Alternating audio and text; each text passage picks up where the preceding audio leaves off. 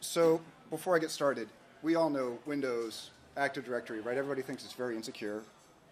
In a lot of ways it is, right? And when we talk about trying to secure it, you get this monolithic amount of stuff that people tell you. You need to have credential management. You need to use two-factor auth. You need to have backup plans. You need to have, oh geez, everything under the sun. And then maybe you'll be secure, right? Well, I've been doing, red team and pen testing for the last year, and I've noticed a couple of common misconfigurations out there, some default settings that I see over and over again, right? And so I've picked up my top 3 that I want to cover that actually are very easy to correct and will give you a big step forward when people come in, whether they're attacking you because you've asked them to or they're attacking you because they want to. All right, so 3 things out of that monolithic list. Before I start, my name is Kuehn. I work for a company, Secure Ideas. I've been there, started in January. But before that, I've actually had 20 years of IT experience, which is very hard for me to say, to think that I've been doing this for 20 years, but I have. And 17 of those actually have been revolving around Active Directory. All right, I was lucky enough to get on a project, when AD started in Windows 2000. I got started there, and I never really looked back because I enjoyed it, all right? Before I started with Secure Ideas, I worked for a small financial company based out of Charlotte called Bank of America. You might know that one. I say that I was responsible for some people say one of, but I say the largest and most complex AD environments that's out there in the world, right? I'm talking 250 domain controllers across the world. And I'm not talking like a little server. I'm talking about a 16-core, 32 gig of RAM server hosting massive amounts of data. We did 1 billion transactions a day through our domain controllers, all right? Huge amounts of data.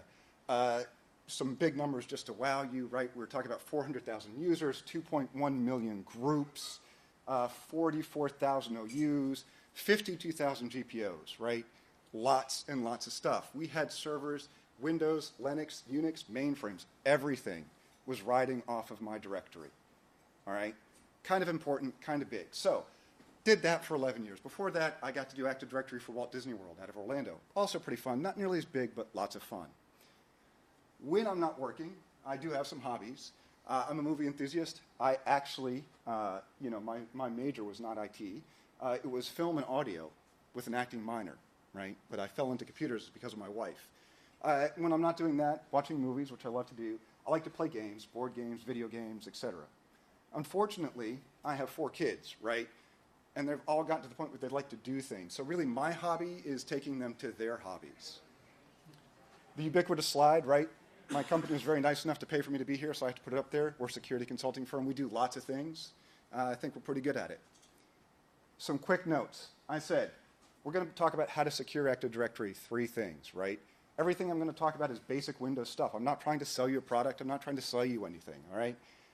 All of these do kind of rely on Active Directory or Windows 2012 R2. Not all of them, but most of them.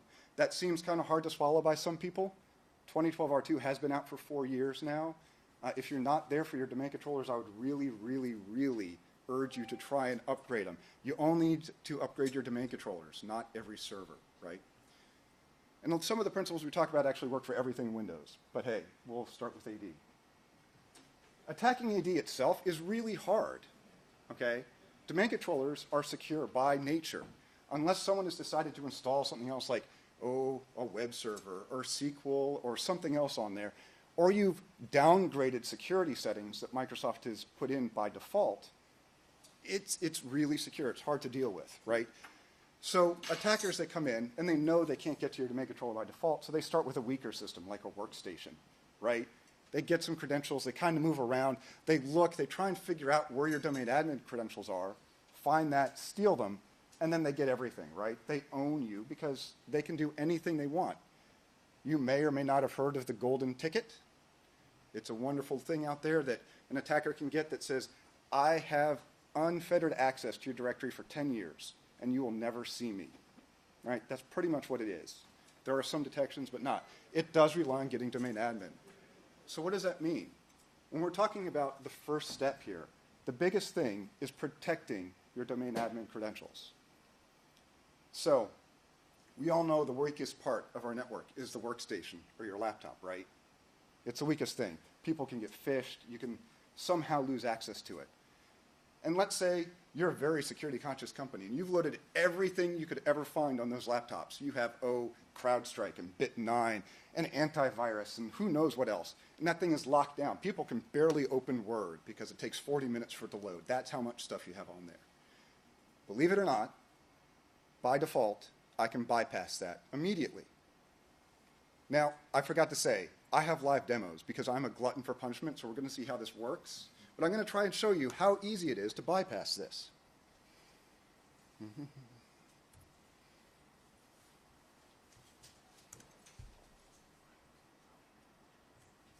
So all I have here, I set up a little Windows 2012 R2 domain. I have my Windows box, Windows 10, pretty basic.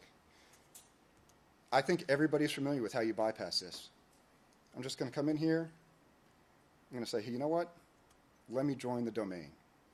I did manage to get a user account somehow, right? So I'm an attacker. I came in. I got your workstation, but I found that I couldn't run anything. But I have this info. So here I am. I'm user 1. And I'll show to you. Oops.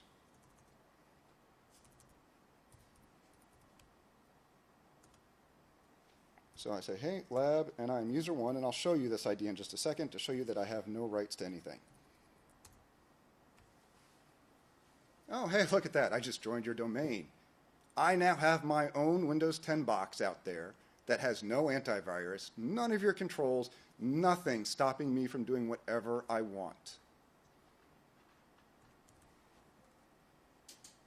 But before I restart, I want to make this even better, all right?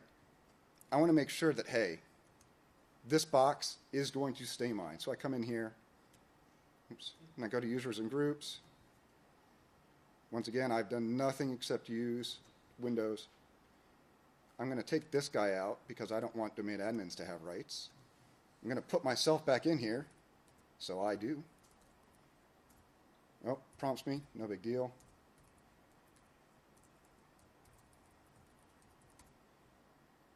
There we go. Now I'll let it reboot. Once again, I now have a box that I'm an admin. Well, how the heck did that just happen?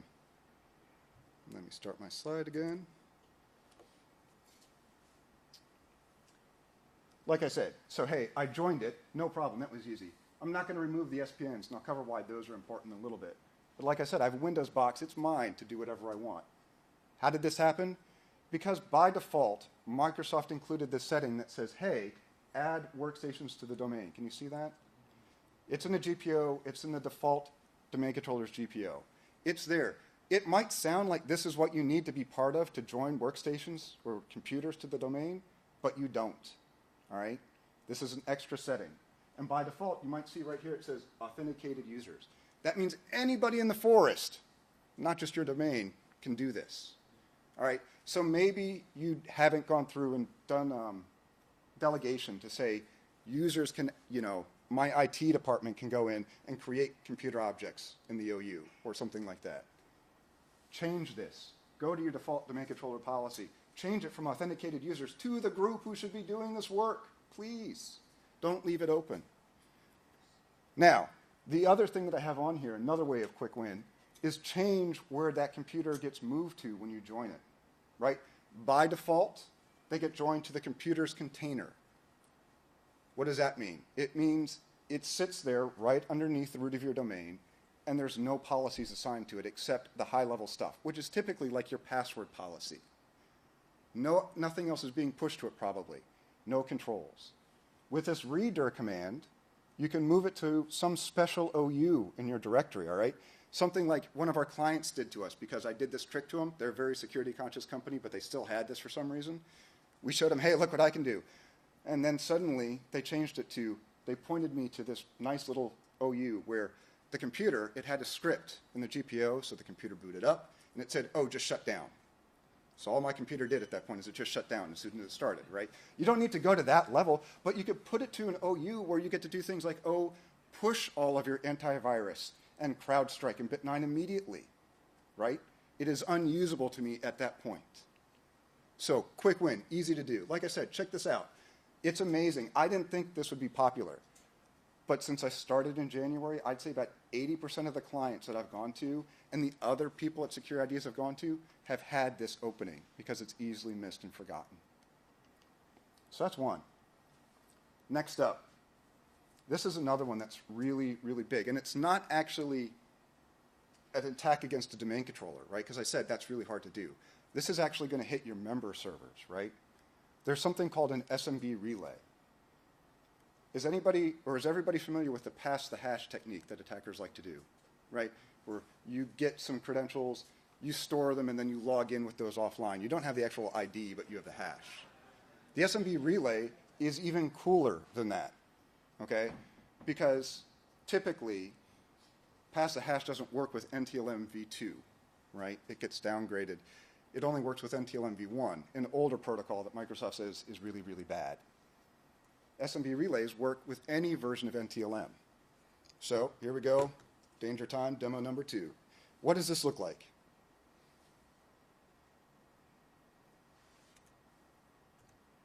Bring it up. It's important. I'm using something from Responder to set this up, okay? But there are lots of different tools that do this, right?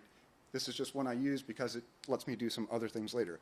But all it is once again, you get your attacker that comes in, and he says, hey, I've seen that it looks like things are not working right, and I can get credentials. But I'm going to set this up, and all I've done is I've picked a target, and I've said, I want you to run a command if somebody comes through this network, right, and touches me, tries to log into this device. And it's just waiting here. And then suddenly, I'm going to use a domain admin because, hey, everything runs as domain admin, right?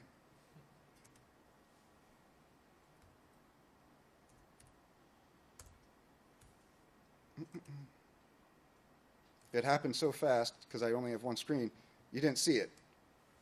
All I did is I just browsed to this computer, my attacking device. I said, hey, look at that. I found this ID. It tried to connect to me. I'm going to try and connect to that target you picked. It's an administrator. That's great. Hey, you have shell.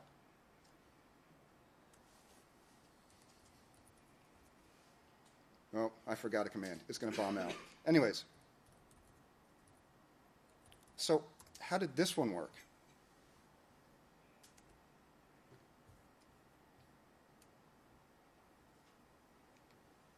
Well, like I said, it relies on NTLM authentication.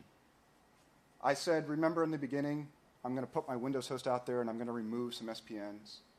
SPNs are an application's identification in the directory for Kerberos authentication. Kerberos is really hard to break through because it's ticket-based, right? It's like a certificate. The directory says, hey, you can access this. Here's your cert. Give it to the device. Kind of hard to break through that. NTLM, v1, v2, or Landman if you're still using it, is much easier. It's challenge response, right? So you're this host over here, and you said, I want to access the file server. So your host sends it on and says, hey, can I access that document? The server responds back and says, well, let me make sure you're actually who you say you are. So encrypt this little bit of data. Your workstation does it, sends it over, and the server says, yep, I agree, you're you. Come on in, have a nice time. Pass the hash works with, I find those hashes, I store them, and then I log in later. Well, an SMB relay works a little bit different. Like I said, I have an attacking device, and I put it on your network, compromised host, maybe the one I just joined to your domain a little while ago, right? What happens is something comes by and attaches to it. Big picks would be, like your config management system or your vulnerability scanning system that has admin to everything, right? It just sits there waiting for these credentials to come by and touch it. So it sits there. That will say, let's use Nessus. Nessus comes over and finds this device that says, hey, let's scan you. Can I have access? The device says, hold on, let me forward this request on to my target server that my attacker picked. The server says, hey, do you have access? Encrypt this for me. Sends it to the host, the attacking device. The attacking device sends it right back to the Nessus server. Says, hey, encrypt this for me. The Nessus server does it nicely for you. And once again, we forward that on. And suddenly, we have admin access. And the Nessus server just gets an invalid access or something. You have access over here. You have whatever you want to do. Downside is, it's only one host at a time. But that's not really a big deal, right?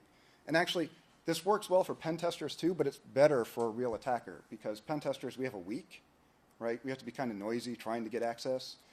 Attackers can sit there forever just waiting for that scan to come through.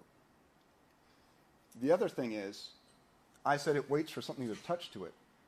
You don't have to actually wait for someone to browse, right?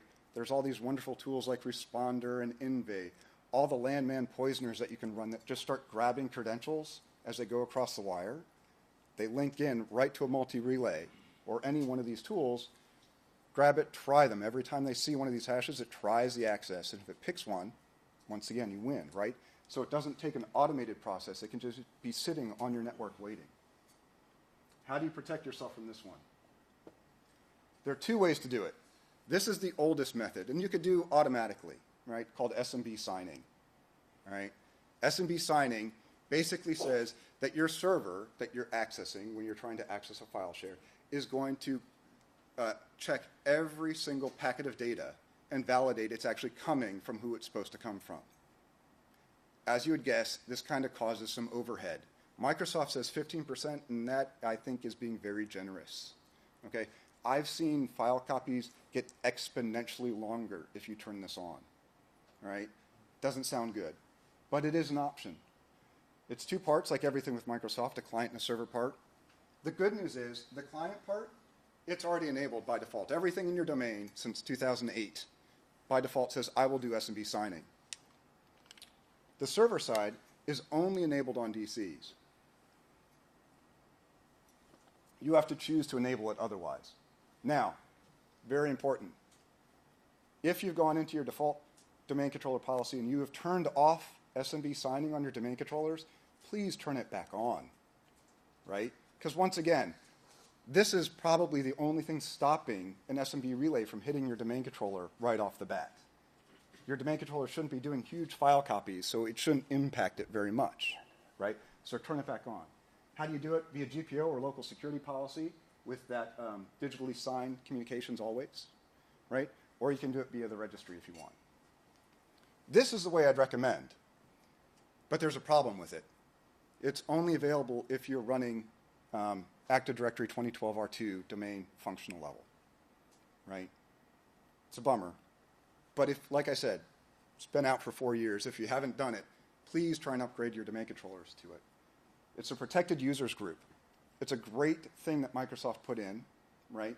It has a whole bunch of features that we're not really focused on up at the top that work automatically even if you're not 2012 R2 functional. But the big one down here is that no NTLM authentication, right? If you are running 2012 R2 DFL, these accounts, the accounts that are in this group, can only use Kerberos. And on top of that, they actually can't even get delegated Kerberos. That means if you have something called the Kerberos double hop in your environment, which is instead of having your website use a service account to connect to a database, you connect to the website, it forwards your ticket on to the database, it's a double hop, that won't work. This group is not meant for normal users. It's meant for admin accounts. And that's it, okay? Microsoft says don't put service accounts in here for a variety of other things. It wouldn't break them, but I wouldn't necessarily recommend it. It is meant for your domain admins, your server admins, workstation admins, whatever it is. If you are running 2012 R2 forest domain level, put in a domain admin, give it a try. It should work. It shouldn't break anything because your domain admin account should just be doing that, RDP access to a domain controller or admin functions. They shouldn't need it. Very important thing that I don't have on here, don't put any accounts in this group that haven't changed their password since you upgraded your domain to 2008, domain functional level. Microsoft, in the background at that point, actually it was 2008 R2, switched encryption methods on the password in AD. Before that point in time, it used something a little less secure. When you're in this group, it can't accept that encryption level. So if you put your ID in there and you haven't changed your password since, 2008, you will get locked out immediately. It'll just lock you out, right? So this is absolutely wonderful. And if you want, I could demo it showing you not working. But it will give you an access denied because, once again, you can't use NTLM authentication. It breaks that whole challenge response. So last bit of thing. This is probably the most difficult one to talk about, right? Avoid the masses. I have segmenting accounts. When security folks come in, they talk about segmenting your network, right? Keep your PCI data away from your normal corporate network or your HIPAA or whatever it is. What they don't always talk about is account separation. And that's what this is about. This is probably the most common thing we see out there, right? We have our normal accounts, and then everybody has an admin account. And that admin account is used on everything, right? Workstations or servers or domain, etc. Heck, there's some places who still just have one account, right? We all know that's kind of bad, but still, two. And then they do things like, oh, I'm on my workstation, I log in, and then I do a run as from my workstation, right, to my domain or my admin account and move on. That is not enough separation, and I'll kind of go into why a little bit later. You really need to start thinking in tiers. This is a Microsoft term, tiering. Here's just a rough sample, right? You have your workstations, we know are insecure, your normal user accounts, and then you have accounts that administer or admins on workstations. And then you have server or accounts that are administrators on app servers, and then one's on infrastructure servers, and then one that are your domain admin accounts. It's important to separate, to think about our devices this way, and separate our accounts into this manner so we can block the wonderful ability for attackers to pivot and escalate, right? You look at those tiers and you say, well, I need to have multiple accounts, and they need to have different passwords. Please don't use the same password, right? But when we're talking about somebody who is a domain admin, it moves into lots of accounts. I know it, right? You have your, as I said, your server admin account, because you probably do that, your general user account, one that does AD admin functions, such as creating new OUs or subnets. And then you have your domain admin account that's used for doing really, really special stuff like promoting a domain controller, demoting a domain controller, something that requires that level. And it's only used at that time, right? We need to stop running around with domain admin credentials all the time. And I have removed common service accounts. This is the toughest one, okay? Because Microsoft and everybody says, just throw it in domain admins, right? Throw all those accounts in so it has rights. Well, I showed you before, right, when I built my workstation, I removed domain admins out of that group. You don't need to use domain admins. You can use anything you want as a server administrator because it's held at the server level. But that also goes to service accounts, all right? Just because you have locked down your domain account for your users and it has two-factor auth and it has all this stuff, right? If you're using service accounts that run with domain admin privileges, they're sitting on your devices in memory, waiting for someone to get them, right? And then you go through your tiering, you have your multiple accounts, and this is the biggest one. Never, ever, ever use an account with more permissions on a lower, less secure device. That's interesting. So why do I say we need this? This whole idea of the account separation is important because, as I said, we can't attack AD directly, right? We need to do something. And there are these great tools that sit out there to help us. The first one I show over there is something called Bloodhound. It's a great little tool where basically you get on a network, you get regular user credentials, and you start scanning the environment to see where those domain admins sit. And then it gives you a beautiful little chart that says, for you to go to domain admin, go to this workstation where you can escalate yourself to administrator to get those credentials. Now move to this server where you can now escalate, then move to domain admin. It gives you a nice little follow the path, yellow brick road, all right? If you separate your accounts into different tiers, there's essentially a wall. It's impassable, right? If your domain admin accounts only are used on domain controllers, there's no way for me to get them, okay? Same thing with server admin. We see it constantly over and over again where it just takes moving to one server and then you get to move on, which is why you separate them, because you have things like, Mimikatz that can dump credentials from memory. I do suggest, once again, only logging into the devices that you should with these accounts. I have something called a secure admin host. Microsoft calls it a PAW, Privileged Access Workstation. I don't like it because that gives the intention that you have a device sitting next to your laptop on your desk that you do admin work with, right? I like to have my secure device be with my servers because of those landman poisoners, right? Once again, workstation's insecure. That means your workstation network is insecure because it's always passing your credentials across the network, and I can grab them. I may not be able to use them, but if you use an insecure password like summer 2017, or we're in winter now, right? Winter 2017, I'll probably crack it in 8 hours, all right? So you separate them out, you put your secure admin host next to your servers, and you only log in with the IDs that should be there. So the reason, once again, is all because of Mimikatz, right? I sat there, and I said, and what I did before, right, with the SMB relay, is I actually made a connection to this device right here, right, this server. And just because I felt goofy, I logged in and I did a run as, the common technique, right? You log into your workstation, you do a run as to an elevated account. That means it logged in, right? It's sitting on that device right now. So because I used Responder, it's wonderful, and it will let me run Mimikatz, just like that. And if we kind of go back up through here, which is kind of hard to scroll with, we'll eventually find, hey, well, here's the server admin account in memory, because he's logged in right now doing work, and here's his password. It's very secure, password 1. But if I didn't want to use that, I can also just grab his credentials, right, his hash.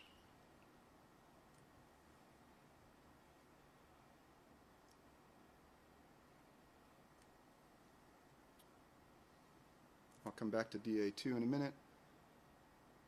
Scrolling is not working as well as I would like. Here's SA1 again, because there he is. So here's my domain admin account that I found, also using an incredibly secure password, right? DA1. I should show the accounts in a minute to prove. But here's the important one, and why I kept bringing up protected users, and it does other things. We go even further. I have domain admin 2 also did a run as on this box. Inappropriately, he shouldn't. But you'll notice some things. We don't see his password. We don't see his NTLM hash, and that's because he's a member of the protected users group, right?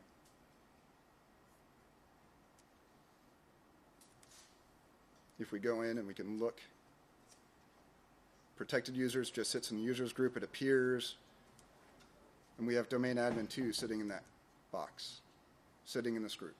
So we get some extra protections. Now, it's not perfect because, hey, it has some information harder to crack, but it's still there, right? Protected users gives you a big jump. Separating it out so that we didn't even have the ability to get these credentials from the server is even better.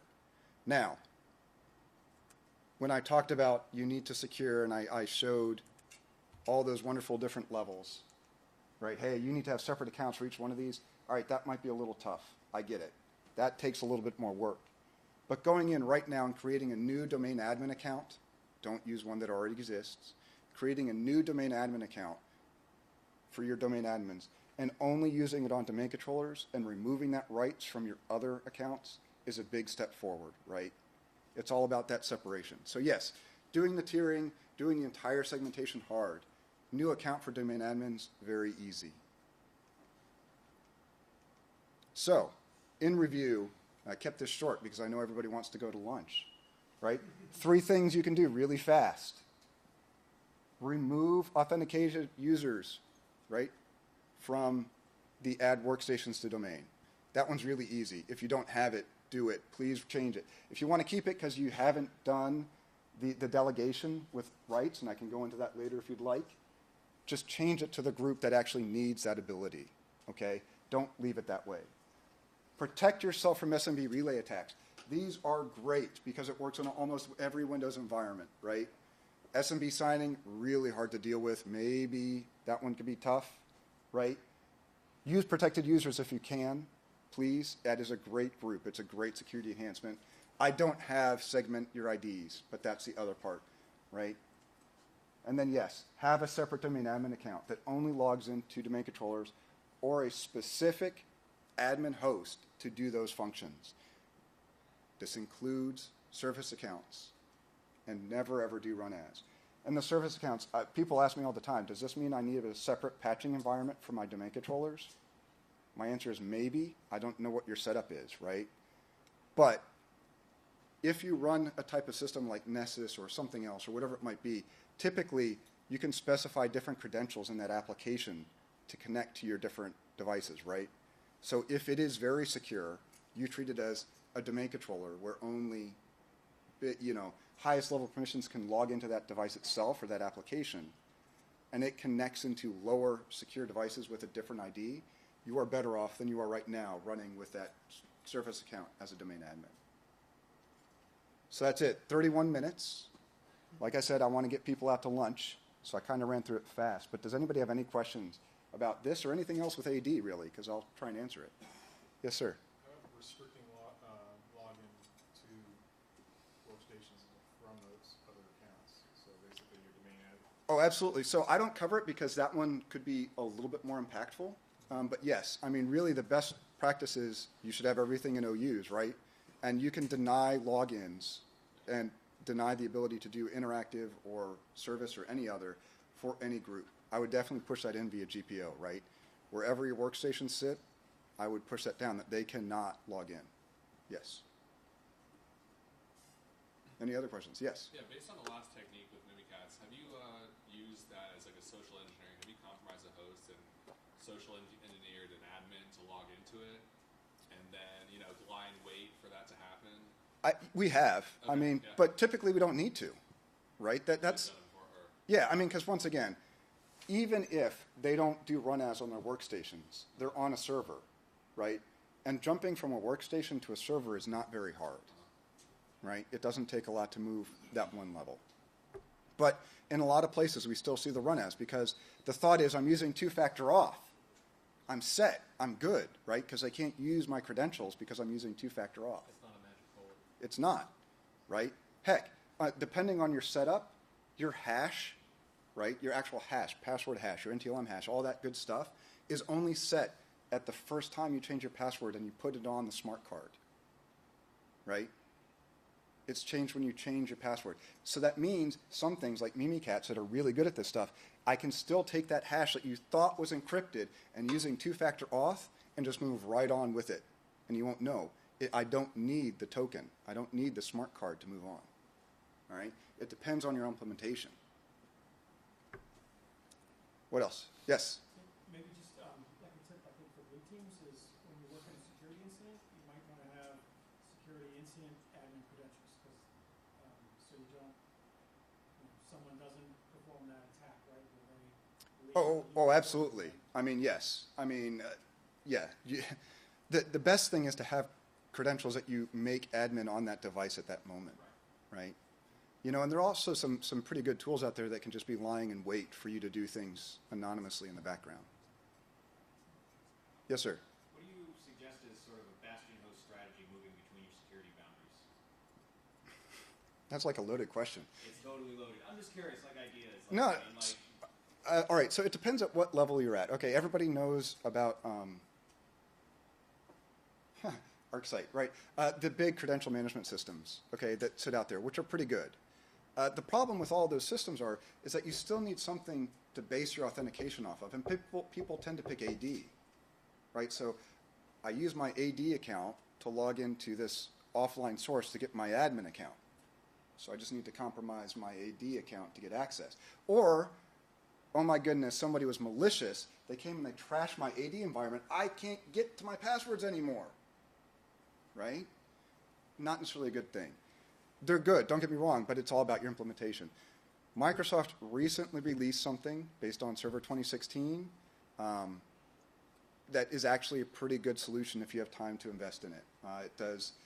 It is based upon their MIIS, or their credential management system. It works really well. And its entire existence is that bastion forest where you put your admin credentials. It does mystical stuff in the background to give you permissions for a very short period of time in your primary forest, and then it revokes them immediately. Everybody probably knows Windows typically. When you log in at that moment, your token is sealed, right? So if you're an admin when you log in, even if in the background somebody removes you from those groups, you still are an admin. That's great. Not with this solution. It does things with shadow groups and all this other wonderful stuff that when your time expires, your permissions are gone. It's definitely worth looking at. What was that again? So Microsoft calls it the Bastion Forest, or PAM, Privileged Access Management. They change the name like every month and a half just to make life interesting for you. But it's definitely worth doing. So. How about flushing hashes? Is there a way to effectively flush hashes from a system? So remove them from memory? Reboot. Yeah. Unfortunately, I mean, they'll eventually leave themselves. Memory cleanup eventually happens, but not fast enough. So, what else? Everybody wants to go to lunch. What about hashes stored for offline login? Those are in the registry. Yes, so those will always be a problem, and I didn't show that. But if I go back to protected users, I know I keep going back to it because I honestly love the protected users group. Yeah, you'll see cache credentials are blocked. It won't store them there. That does mean, right, that if you're not on the domain, you're not going to log in, but it's an admin account. You shouldn't need it, right? And there are all sorts of other wonderful things. It's not in here, but if you haven't looked at their admin credential solution, LAPS, that's a good one to look at too, please. Yes? The blocking cache credentials, that's the domain controller's group policy that targets the admin OU? Or is that the policy pushed to the... No, so this is if you're using a Windows 10 host, or actually Windows 8.1 or newer, it doesn't cache your credentials. It won't keep... They are only kept in memory when you're using it. Yep. What about when you're using Windows 7 clients? Then you don't get all the protections. It still tries to do stuff, but once again, depending on your functional level, it's not as useful. So. Yeah.